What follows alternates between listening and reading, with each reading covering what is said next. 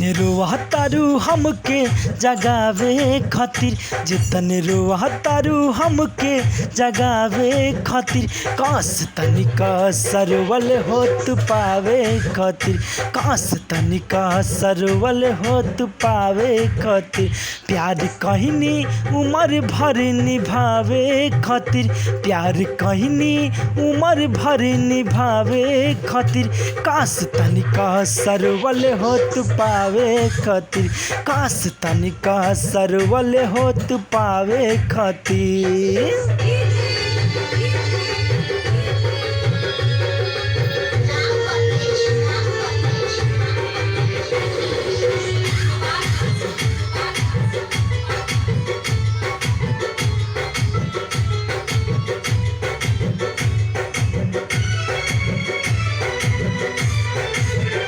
तोहरा जिंदगी से लागो रे हट गईनी हो, रेलगाड़ी एक के नीचे आके कट गईनी हो।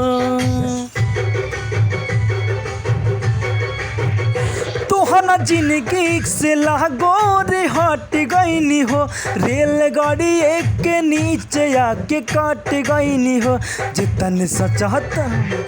जितने सोचतारू हमके सोचावे खातिर, जितने सोचतारू हमके सोचावे खातिर, काश तनिका सरवल होत पावे खातिर, काश तनिका सरवल होत पावे खातिर।